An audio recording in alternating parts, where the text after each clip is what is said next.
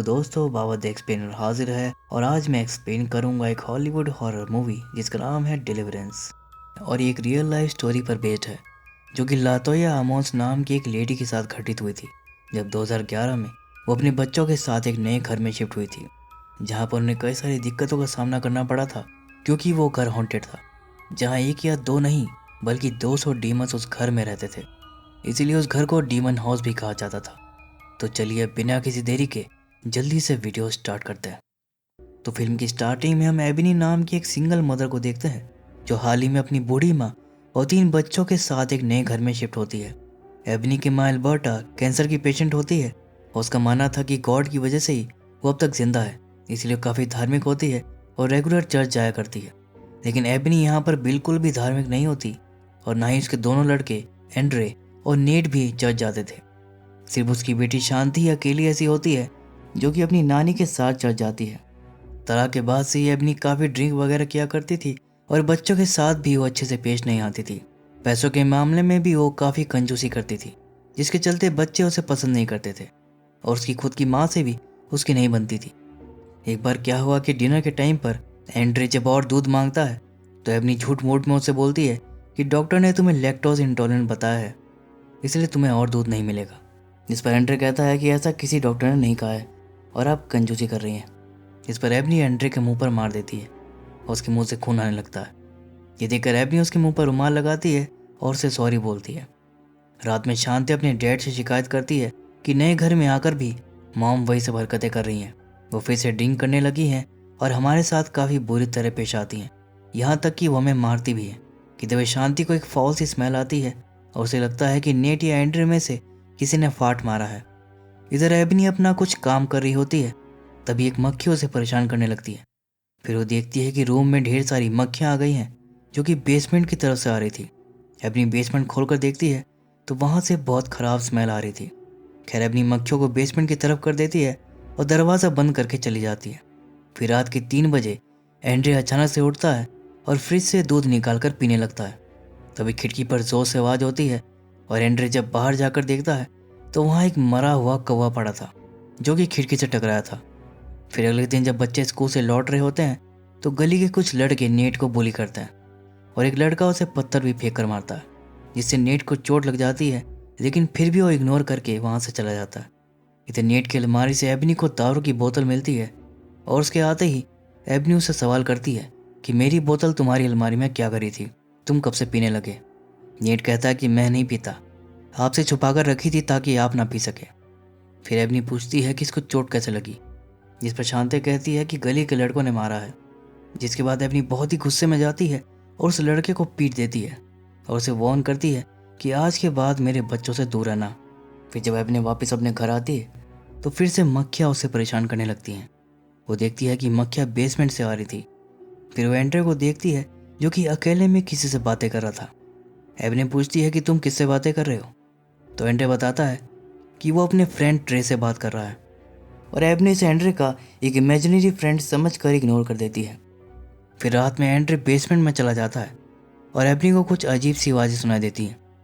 जिसके बाद वो नीचे देखने आती है, तभी उसे बेसमेंट का दरवाज़ा खुला मिलता है, जिसे जाते वक्त शायद एंड्रे ही खुला छोड़ गया था और एबनी फिर से दरवाज़ा बंद करके चली जाती है। अगले दिन एल्बर्टा अपनी कीमोथेरेपी के लिए हॉस्पिटल जाती है तो उसे पता चलता है कि उसकी फीस इंश्योरेंस वालों की तरफ से नहीं आ रही, बल्कि एबनी उसको बिना बताए उसके इलाज का खर्चा उठा रही है। ये जानकर एल्बर्टा को समझ आता है कि क्यों एबनी इतनी कंजूसी करती है।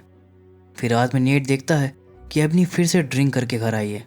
उसके आते एल्बर्टा उससे कहती है कि मुझे पता चला कि हॉस्पिटल के बिल्स तुम पे कर रही हो। वो कहती है कि मुझे समझ नहीं आता कि मैं क्या कहूँ।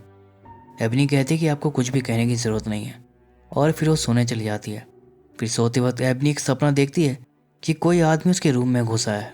तभी डर कर वो एकदम से उठ जाती है और तभी वो देखती है कि दरवाज़ा खुला था और फिर वो एकदम से बंद हो जाता है, जैसे कि कोई अभी अभी रूम से बाहर गया हो। एबनी को लगता है कि घर में कोई चोर घुसाया है और वो बैट लेकर नीचे देखने जाती है, लेकिन वहाँ पर कोई नहीं होता। तभी वो देखती है कि बेसमेंट का दरवाज़ा फिर से खुला था और बेसमेंट के अंदर से अब और भी गंदी बदबू आ रही थी, जिससे एबनी का जी खराब हो जाता है और उसे वॉमिट हो जाती है। तभी पीछे से आकर नेट उससे कहता है कि आपने मेरे पैसे क्यों लिए। एबनी कहती है कि तुम्हारे पास इतने पैसे कहाँ से आए। नेट कहता है कि वो पैसे मुझे डैड भेजते हैं, मैं पैसे जमा कर रहा हूँ ताकि कहीं और जाकर रह सकूँ, मुझे आपके साथ नहीं रहना। फिर एबनी से पैसे मांगने लगता है, लेकिन एबनी उसे थप्पड़ मार देती है। गुस्से में आकर नेट एबनी को एक धक्का दे देता है, जिससे एबनी और भी ज़्यादा गुस्से में आ जाती है और वो नेट को मारने आती है। तभी एंड्रे अपने भाई को बचाने आता है, लेकिन ठोकर खाकर वो गिर पड़ता है। फिर एबनी जाकर उसे संभालती है और नेट एबनी को ताना मारता है कि बहुत बढ़िया मॉम, आपको तो बेस्ट मॉम का अवार्ड मिलना चाहिए।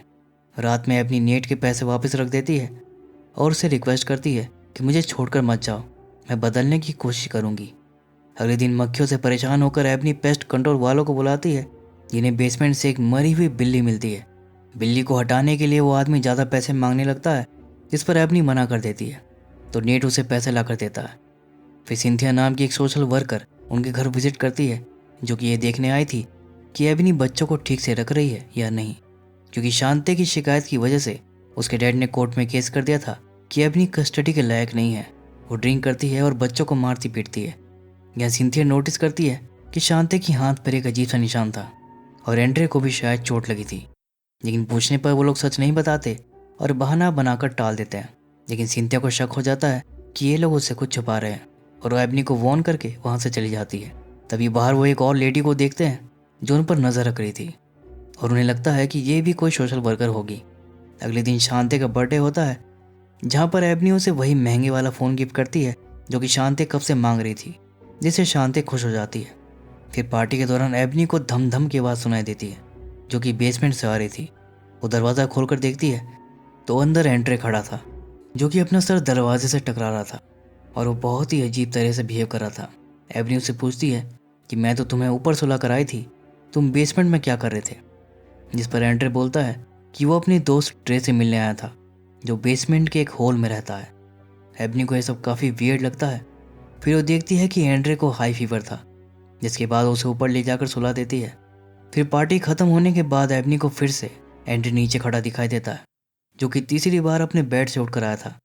तो एबनी उसे फिर से अपने रूम में भेज देती है और फिर एबनी भी जाकर सो जाती है। तभी घर में फिर से एक धम धम की आवाज़ सुनाई देती है, जो कि सभी को सुनाई देती है और एबनी बच्चों से कहती है कि शोर मत करो। लेकिन जब आवाज़ें नहीं रुकती तो एबनी बहुत ही गुस्से में वहाँ देखने चली जाती है, जिसके बाद बच्चों की चीखने की आवाज़ें सुनाई देती हैं। चीख सुनकर एल्बर्टा वहाँ पर आती है तो वो देखती है कि एबनी ज़मीन पर बैठी है और बच्चे काफ़ी डरी हुई हालत में थे। तो बच्चों से पूछती है कि यहाँ पर क्या हुआ है, जिस पर एंड्रे बताता है कि मॉम ने हमें दीवार पर पटक कर मारा है। लेकिन एबनी कहती है कि उसने कुछ भी नहीं किया और अगले दिन तो खत्म हो जाती है, क्योंकि तीनों बच्चे स्कूल में बहुत ही अजीब हरकतें कर रहे थे। एंड्रे अपने क्लास के दौरान ही वहाँ पर पॉटी कर देता है और अपनी ही पॉटी खाने लगता है, और जब टीचर उसे मना करती है तो टीचर के मुंह पर ही पॉटी फेंक कर मारता है। दूसरी तरफ शांति अपनी टीचर को बताती है कि उसको पीरियड्स आ रहे हैं और उसकी बॉडी से ढेर सारा खून आ रहा था। इधर नेट 8th पर लेक्चर के दौरान ज़ोर ज़ोर से हंसने लगता है। उसकी हंसी रुक ही नहीं रही थी और वो हंसते हंसते ज़मीन पर ही लोटपोट हो जाता है। इसके बाद सभी बच्चों को हॉस्पिटल ले जाकर उनका चेकअप किया जाता है। साइकोलॉजिकल टेस्ट के दौरान एंड्रे को जब एक कौवे की फ़ोटो दिखाई जाती है तो वो उसे ट्रे कहकर बुलाता है। फिर सभी टेस्ट के बाद डॉक्टर एबनी को बताती है कि रिपोर्ट्स एकदम नॉर्मल आई है और बच्चे बिल्कुल ठीक हैं। जिस पर एबनी डॉक्टर से बहस करने लगती है कि ऐसा कैसे हो सकता है, आज मेरे बेटे ने अपनी खुद की पॉटी खाई है, ये कोई नॉर्मल बात नहीं है, आप फिर से टेस्ट कीजिए। जिस पर डॉक्टर उल्टा एबनी से सवाल करने लगती है कि बच्चों की बॉडी पर चोट के निशान है, वो कहाँ से आए। जिस पर एबनी कुछ नहीं बोलती और वहाँ से चली जाती है। और एल्बर्टा एबनी से कहती है कि तुम फालतू में डॉक्टर से बहस कर रही थी, डॉक्टर सही कह रही थी, असल में बच्चों के साथ कुछ और ही हुआ है। वो समझ आती है कि घर में कोई इविल स्पिरिट है और वही ये सब कर रही है। जिसके बाद वो घर की वॉल पर क्रॉस लगा देती है, जिस पर एबनी उससे कहती है कि ये सब फालतू की चीज़ है, इससे कुछ नहीं होगा। फिर जब एबनी एंड्रे को नहलाने जाती है तो वो देखती है कि नेट ने एंड्रे को पकड़ा हुआ था और वो उसे पानी में डुबाकर मारना चाह रहा था। एबनी तुरंत एंड्रे को छुड़ाने जाती है, लेकिन नेट ने उसे बहुत जोर से पकड़ा हुआ था। तो एबनी पूरी जान लगाकर नेट को पीछे खींच लेती है और एंड्रे की जान बच जाती है। और नेट अपनी नानी से लिपट कर रोने लगता है कि पता नहीं मैंने ये सब क्यों किया, ऐसा लग रहा था कि जैसे कोई मुझसे ये सब करवा रहा था। बच्चों की अजीब कंडीशन के चलते एबनी उन्हें कई दिनों तक स्कूल नहीं भेजती, जिसके बारे में सिंथिया को पता चल जाता है और वो बच्चों को देखने घर आती है। लेकिन एबनी उसे बच्चों से मिलने नहीं देती और उसे एक्सप्लेन करने की कोशिश करती है कि उनके साथ कुछ बहुत ही अजीब हो रहा है। तभी एल्बर्टा बहुत ही गुस्से में एक बैट लेकर आती है और सिंथिया को घर से बाहर भगा देती है। और तभी वो लोग देखते हैं कि वही मिस्टीरियस लेडी उनकी फ़ोटो ले रही थी। तो एल्बर्टा गाली देकर उसे भी भगा देती है।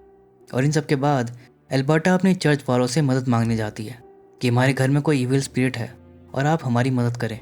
लेकिन चर्च वाले कहते हैं कि हम इसमें आपकी कोई मदद नहीं कर सकते और उससे कहते हैं कि आप जाकर किसी और चर्च से मदद मांगे। इधर एबनी से वही मिस्टीरियस लेडी मिलने आती है जिसे ये लोग सिंथिया के साथ वाले ही कोई समझ रहे थे, लेकिन वो नहीं होती। उस लेडी का नाम बर्निस होता है और वो एबनी से कहती है कि तुम्हारा घर हॉन्टेड है और मुझे पता है कि तुम मुसीबत में हो।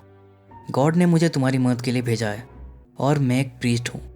जिसके बाद एबनी को घर की हिस्ट्री के बारे में बताती है कि 20 साल पहले यह एक दूसरी फैमिली रहा करती थी और उनके लड़के के साथ भी वही हुआ था जो एंड्रे के साथ हो रहा है।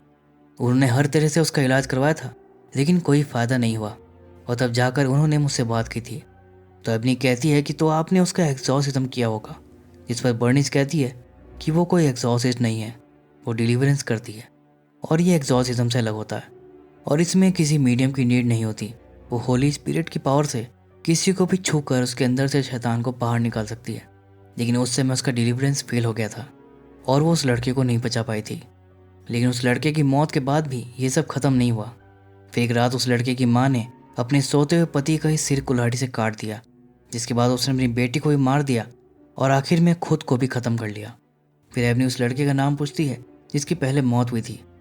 तो बर्निस बताती है कि उस लड़के का नाम ट्रे था। ये सुनकर एबनी शॉक हो जाती है। वो कहती है कि एंड्रे का एक इमेजिनरी फ्रेंड है और उसका नाम भी ट्रे है। बर्निस कहती है कि वो कोई फ्रेंड नहीं है बल्कि एक शैतान है जो दूसरे बच्चे का रूप लेकर बच्चों को धोखा देता है। वो तुम्हारे बच्चे को ले जाएगा। अब एबनी भगवान में मानती तो नहीं थी तो शैतान में क्या मानेगी। वो बर्नी से कहती है कि क्या बकवास लगा रखा है और वहाँ से जाने लगती है। लेकिन जाते जाते बर्नी उसे अपना एड्रेस देकर बोलती है कि तुम्हें इसकी ज़रूरत पड़ेगी। इधर घर में एल्बर्टा को एक डिमोनिक वॉइस सुनाई देती है जो उसका नाम लेकर उसे बुला रही थी।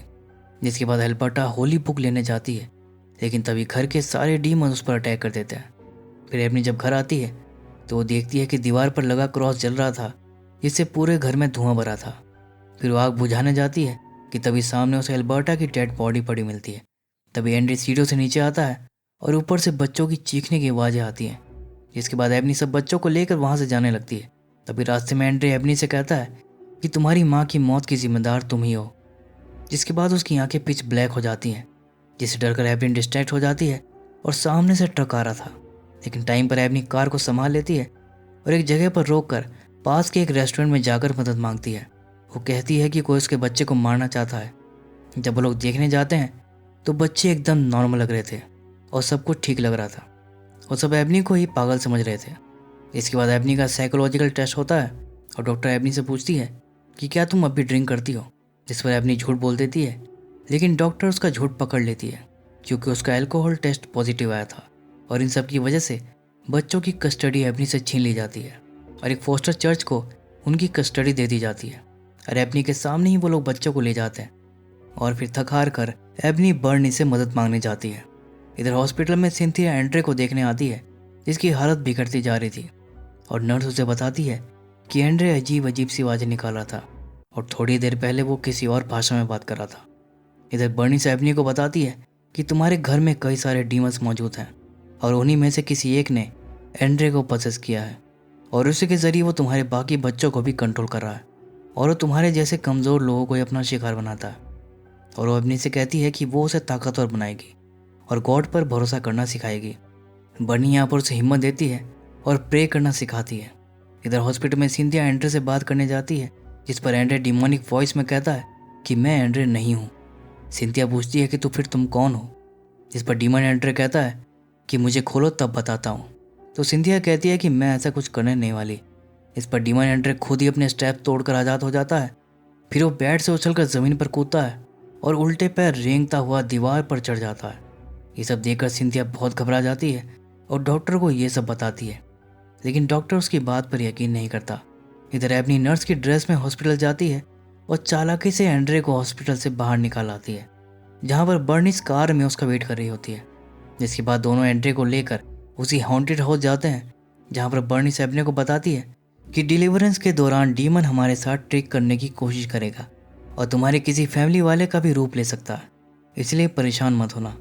फिर बर्निस डिलीवरेंस को परफॉर्म करते हुए एंड्रे पर होली वाटर डालती है, जिससे डीमन तड़पने लगता है। लेकिन तभी वो अल्बर्टा का रूप ले लेता है। फिर डीमन उन्हें गालियाँ देता है और उनका मजाक बनाता है, लेकिन बर्निस उसकी बातों पर ध्यान नहीं देती और डिलीवरेंस जारी रखती है। लेकिन तभी डीमन खुद को फ्री कर लेता है और जोर जोर से हंसने लगता है। उधर चर्च में शांति की आंख और मुंह से खून आने लगता है और नेट के हाथ डीमन जैसे हो जाते हैं। उसके लंबे लंबे नाखून निकल आते हैं, जिससे वो खुद की छाती खरोचने लगता है। इधर बर्निस एबने को ऊपर भेज देती है और अकेले ही डीमन का सामना करती है। लेकिन डीमन अब एंड्रे का रूप ले लेता है और फिर वो गायब हो जाता है। इससे पहले कि बर्निस कुछ समझ पाती, डीमन उसको पकड़ लेता है और दीवार पर पटक कर मारता है। फिर कभी वो उसे बालों से घसीट कर मारता है, तो कभी हवा में फ्लोट कराकर उसे नीचे गिरा देता है। तभी एबनी नीचे आकर देखती है कि बर्निस जमीन पर घायल पड़ी होती है और एंड्रे उसके पास बैठकर हंस रहा था। और तभी दूसरी पल वो गायब हो जाता है और बर्निस एबने से कहती है कि मैं फेल हो गई, और उसे होली वाटर देकर कहती है कि अब यह तुम्हें करना होगा। ये कहकर बर्निस अपने प्राण त्याग देती है। जिसके बाद एबनी एंड्रे को ढूंढने जाती है और उसे ढूंढते हुए वो बेसमेंट में चली जाती है, लेकिन एंड्रे उसे कहीं नहीं मिलता। तभी अचानक से एंड्रे उसके सामने आ जाता है और उसे देखते ही एबनी उसके ऊपर होली वाटर डाल देती है, जिससे डीमन और भी गुस्से में आ जाता है और वो एबनी पर अटैक कर देता है।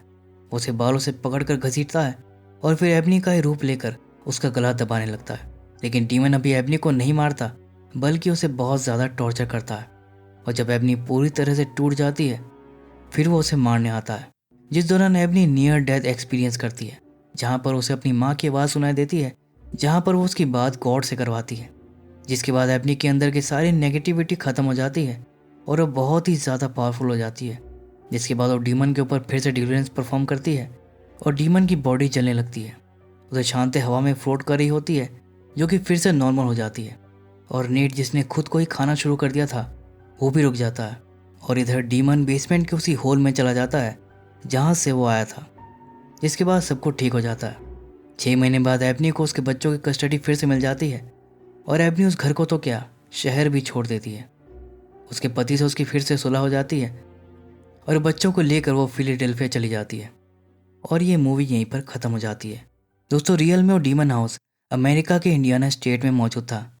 जब लातोया उस घर को छोड़कर चली गई थी, उसके बाद भी उस घर के आसपास रहने वालों को रात में वहाँ से अजीबोगरीब आवाज़ें सुनाई देती थी।